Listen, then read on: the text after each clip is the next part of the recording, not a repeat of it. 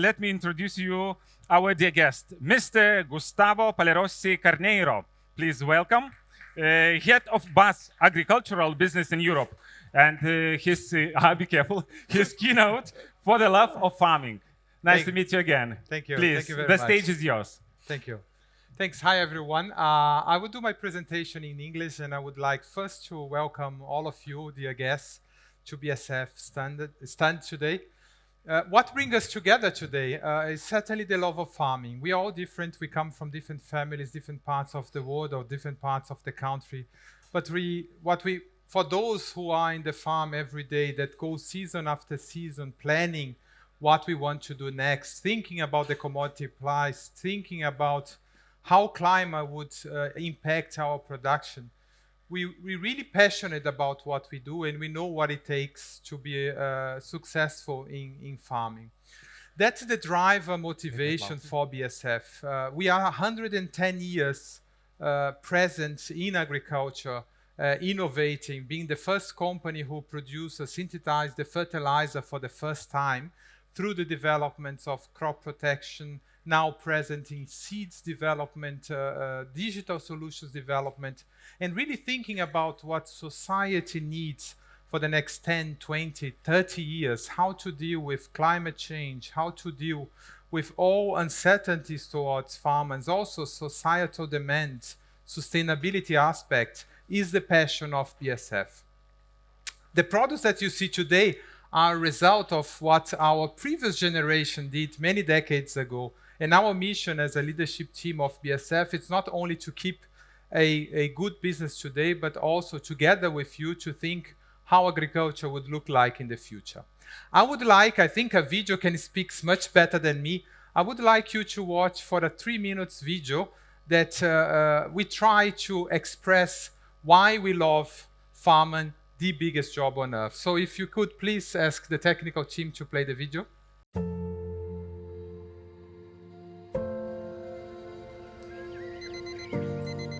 Meilė prasideda vos prašvitus, kai kūną palengva apleidžia mieguistumas ir ruošiamasi darbams.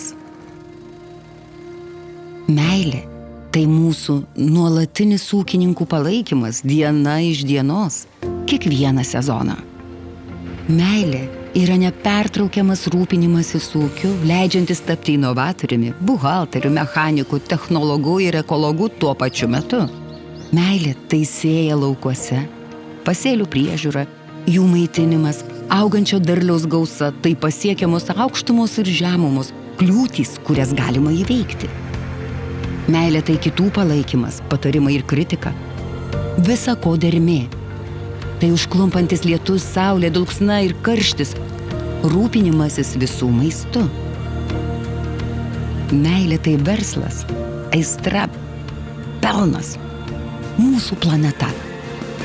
Meilė yra kuriamas tarpusavio ryšys, kai ūkininkams ir augintojams suteikiami sprendimai bei paslaugos skatina daryti tai, ką jie moka geriausiai. Rūpinti savo šeimomis, mūsų visų bendruomenėmis, kruopščiai dirbti žemę, padėti gamtai, įspaudžiant savo pėdsaką. Meilė tai mūsų nuoširdžios pastangos visomis išgalėmis sukurti tvarią ateitį žemės ūkiui, sujungiant inovacijas, vartotojus ir visuomenę. Visa tai dėl meilės ūkininkavimui, svarbiausiam darbui žemėje.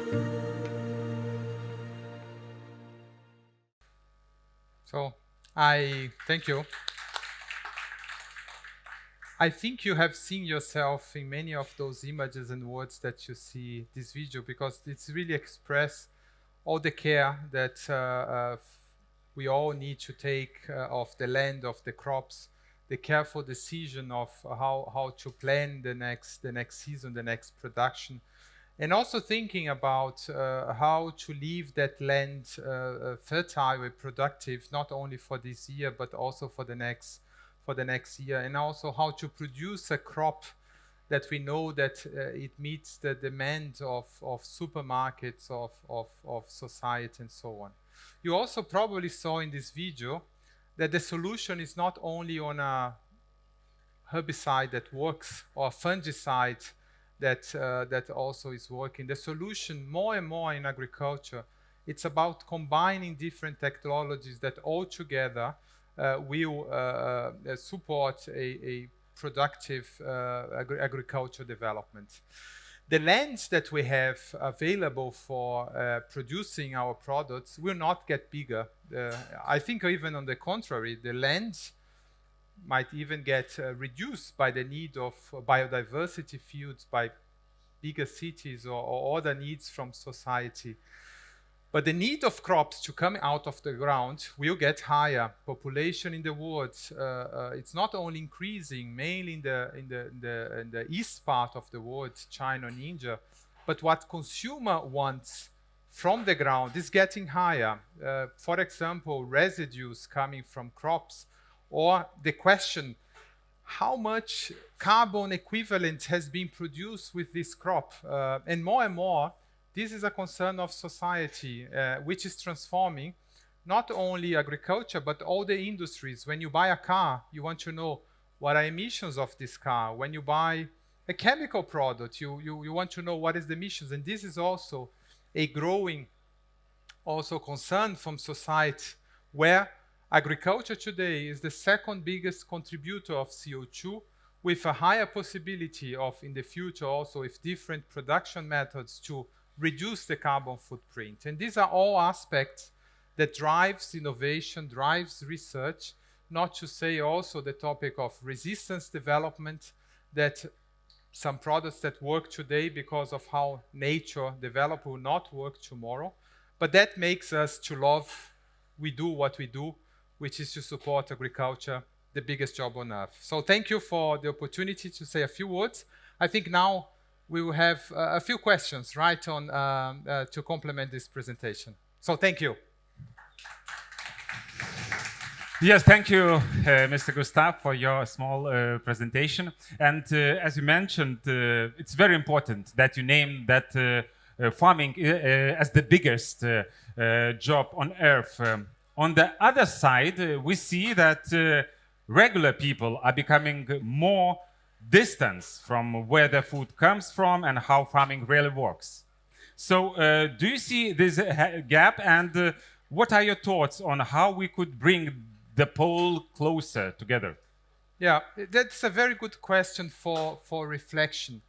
Today in the city, or even my kids, we don't know if a potato or carrot is coming from a tree or below the earth. Or in supermarkets. Or it's growing in the supermarket. And we all say we want more sustainability, we want less chemicals in the field, but who knows how to produce that crop if not using the methods that we are using. So we all, and I think here is farm association, industry association, we need to play a role to explain to society what does it take, all the risks and all the efforts to bring the food to the table from everyone, because we all love to go to the supermarket and to see the shelves full of products, but the work behind to bring this is very high. So when we talk about farming, the biggest job on earth, we are trying to play a role as an organization to tell society more about farming. But there is a long way to go. And I think here we are more and more interested to, I mentioned about join forces with supermarkets, with farmers association, and invest more in terms of communication on how farming is producing. And things like, we also hear in many parts of the world, farmer markets where society and people like, instead of going to the supermarket, going directly to the farmer to buy. This is, for example, I think a very interesting way also to demonstrate and to bring farmers and society closer together. And the second part of your vision is doing everything in my power for the love of farming.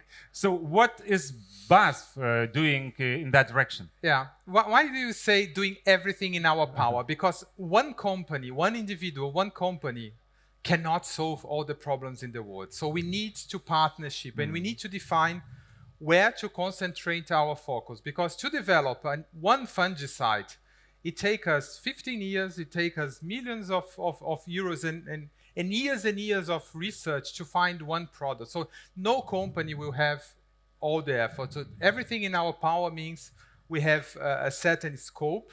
And whatever is the scope of BASF, we will do everything we can to be successful. So where you can count on BASF doing everything in our power, we don't give up about believing in the importance of chemistry to agriculture.